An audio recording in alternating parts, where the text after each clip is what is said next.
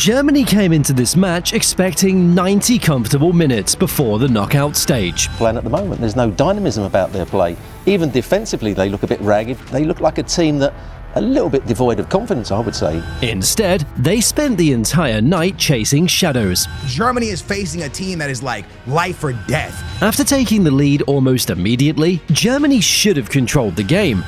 And the play will be pulled back, will it or not? Well, Sane put it in the back of the net. The referee let it go on. Still much of a chance, particularly when they went 1-0 down to, as you said, a dodgy penalty, which it certainly was. They never did. Ecuador responded with relentless intensity, dominated the midfield, overwhelmed every German attack, and turned one of football's biggest nations into a frustrated, exhausted mess. Finally, the Ecuador that everybody expected came out versus Germany. By the final whistle, Germany weren't asking how to win. They were asking how they lost complete control. Let's break down exactly how Ecuador pulled it off. MetLife Stadium, New Jersey. The energy outside was Ecuadorian. Something like 90% of the crowd had made this their game, traveling from across the United States, from Ecuador itself, because they knew what was on the line. Their team needed a win, not a draw, not a spirited performance. 3 points or go home. Yeah, the atmosphere was amazing, of course. You could feel that there were many people from Ecuador. The difference was today that the opponent wanted to win more than us, and you could really feel it, especially in the second half, and this is why they won today, really deserved. The fans knew it, the players knew it, and the pressure was already visible before a single ball had been kicked. Ecuador's first 2 matches at this World Cup were, by any honest measure, genuinely poor. No goals, no cutting edge, no moments where you looked at them and thought this team is about to do something. This isn't a team that scores a lot of goals, and I think they got the lineup all wrong against Curaçao.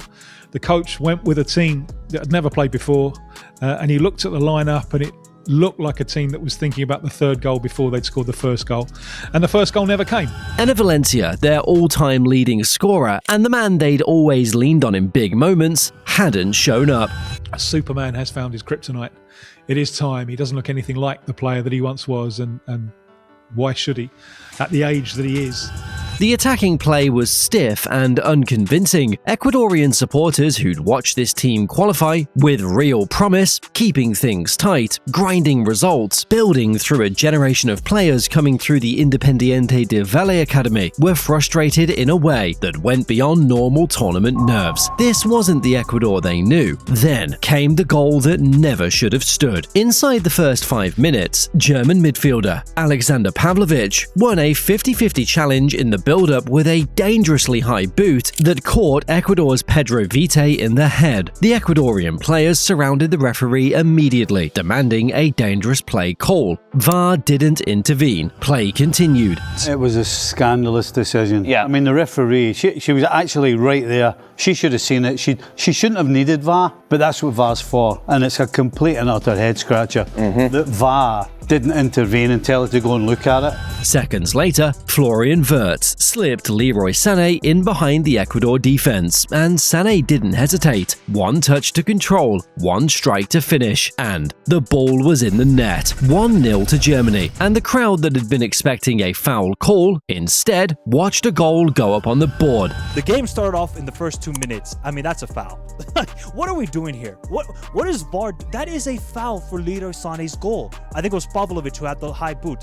That is a clear foul. There's a specific kind of silence that falls over a crowd when their worst fear gets confirmed that quickly. MetLife didn't go quiet exactly, because the Ecuadorian supporters were too passionate for that, but you could feel the weight of it. They'd come needing everything to go right, and instead watched their nightmare arrive before they'd even settled into the match. Going 1-0 down against Germany when you must win, when you haven't scored in 2 games, when your star striker hasn't found form, that felt, to most people watching, like the end. something shifted in those next 15 minutes that nobody predicted. Ecuador didn't retreat, they pressed higher. The tempo went up instead of down, and suddenly, every loose ball was being contested like it was the last one of the tournament. I think this game sort of forced them to have to come out and play. They were pretty aggressive, I thought. Well, you noted that they went man for man. Yeah, they had they done that in the previous two games? No, they were definitely much more, I think, aggressive in their press. Germany, already through and carrying that subtle edge-dulling comfort of a team with nothing at stake, hadn't prepared for this level of intensity. They'd walked into a fight they didn't expect. At the center of that fight stood Nilsson Angulo. In the 9th minute, he received the ball outside the penalty area, took one touch and hit it clean, precise, and with enough power to beat Neuer before the goalkeeper could get set. The ball flew into the net. But how about that hit from Nilsson Angulo to equalize in the first half? What a golazo. And that type of finishing had been missing for Ecuador all tournament long. But when they needed it most, in the highest pressure situation, Angulo stepped up. And MetLife absolutely erupted. Ecuador's first goal of the tournament, their first real moment of this World Cup, and the entire emotional landscape of the match changed in the space of 1 second. Angulo's equalizer wasn't just a goal, it was the moment this Ecuador team stopped being passengers and started being a problem. What came after it was even more telling. He didn't celebrate and coast, he pressed Germany's centre-backs when they tried to build from the back. He carried the ball forward into spaces that looked closed until he opened them. He won one-on-one duels on the left repeatedly, forcing Germany's right side into rush decisions. Every time Ecuador needed someone to make something happen in the final third, Angulo was the one running towards the problem, instead of away from it. Post-match ratings from SofaScore had him as the highest-rated player on the pitch. Watch the game back and you won't argue with it. But here's the thing about Angulo's performance. It only worked because of what was happening behind him. Moises Caicedo was everywhere. The Chelsea midfielder has spent years being described as one of the best defensive midfielders in the world. And against Germany, he showed exactly why that label fits. I want to give a special shout out to a player that I actually gave a dig at in Moises Caicedo after the match against Curaçao. And I mentioned how significant it was for Sebastian Becasete to go and make him the captain. And Enner Valencia, a player who didn't show up until this match and still hasn't shown up this World Cup. Legend for his country. Today, I thought he played the game of his life in an Ecuadorian jersey. Every time Germany tried to transition, he was already there. Not scrambling, not recovering, already there. Positioned, ready. Interceptions that looked like they'd required no effort because his reading of the game was that sharp. Second balls that Germany had assumed were theirs suddenly weren't. What separated this from a standard defensive performance was what Caicedo did after winning the ball. He didn't hoof it, he didn't clear it under pressure, he found a teammate, recycled possession, and gave Ecuador the platform to attack with structure, rather than desperation. That composure under pressure is rare, and it's what turned Ecuador's midfield from a defensive unit into an attacking launchpad. Pedro Vite was the piece that connected everything. If Caicedo was the engine, Vite was the rhythm. He covered ground that doesn't show up in highlight reels. The third man runs, the pressing triggers, the diagonal movements that opened passing lanes for everyone around him. Pedro Vite,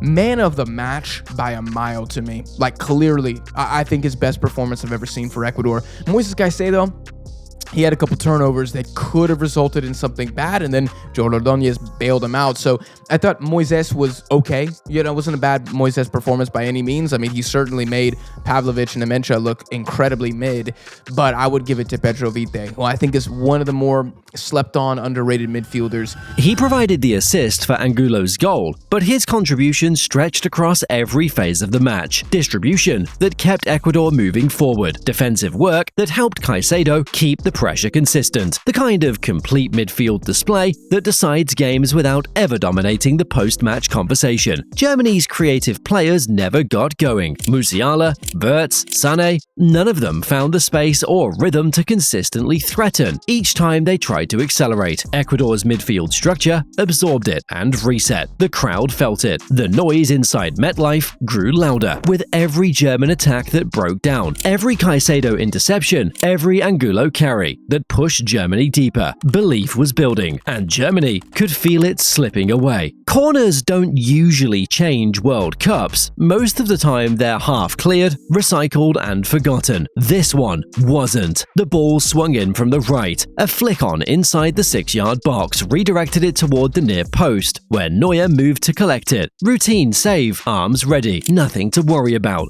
Then, Gonzalo Plata arrived, one boot stretched out, poking the ball through the goalkeeper's hands and into the roof of the net before Neuer could process what was happening. The stadium didn't just erupt, it shook. They're calling it the poke of God. Gonzalo Plata with the greatest poke of all time, the poke of God. It'll be remembered in Ecuadorian history forever. What a goal. What a moment. It's the perfect. It's not the cleanest finish you'll ever see. Plata would probably admit that himself, but clean doesn't matter when the ball hits the net with 20 minutes left. And your country is heading to the knockout round of a World Cup for only the second time in history. What mattered was that he got there first, that he wanted it more, and that he poked it home when the moment asked everything of him. Sebastian Becachese lost his mind. He sprinted to the advertising boards, climbed the fence, and found his family in the stands. The image of him up there, suspended between the pitch and the crowd, arms wide open, captured everything about what this result meant, not just for the team, but for a country that had spent 3 weeks watching their World Cup slowly disappear. Germany needed to respond. They had 20 minutes and a full bench of quality players. What they didn't have was any kind of urgency that looked real. Sané had a clean one-on-one in the second half and hit it straight at the goalkeeper. That was the clearest chance they created, and it told you everything about where Germany's edge had gone. I think there's a lot of work to be done for Germany if they're actually going to be considered, a contender and to go long in this tournament. I mean, because they haven't shown so far that they're ready for this. And there's been a lot of criticism, and there will be a lot of criticism now. Ecuador, meanwhile, defended like their lives depended on it. Willian Pacho had 13 defensive contributions. Piero Hincapié didn't give their attackers a single yard of comfort. Every header, every block, every last-ditch clearance came from a team that had made a collective decision. This lead was not going to disappear. Not tonight. Not against these opponents. What a victory, man. Man of the match, I have to give it to either one of Pacho or Ordóñez. I thought they were absolutely immense in the game. Absolutely immense. Some of the last-ditch tackles, some of the saves they were having to make. And when Ecuador had to try and push for the goal, those guys had to be monsters. And those two center backs, I mean, the fact that Pacho is 24 years old and Ordóñez is 22 years old. 20 minutes felt like an hour, but Ecuador held. Germany weren't able to really craft another chance, even though there was still, 15, 20 minutes left. Ecuador, that defense finally showing up when it needed to, right when it needed to. The final whistle confirmed it, 2-1. Their second ever knockout stage appearance, and they earned it by getting revenge on the same country that brushed them aside 3-0 in the group stage back in 2006. Same opponent, different result, 20 years apart. Before kickoff, Ecuador were the team most people had already written off. 90 minutes later, they were the team nobody wants to face in the knockouts. I mean, beating Germany is their best win ever. It's their best win ever as a national team. And for those who have to face Ecuador now in the knockouts, y'all better be praying that this team doesn't have delusional self-belief now after this result. Superior intensity, superior organization, a midfield that controlled a World Cup match against Germany and never looked like letting go. That's not a lucky result, that's a statement. If you want more breakdowns like this one, subscribe and share this video. There's a lot more of this tournament left to cover.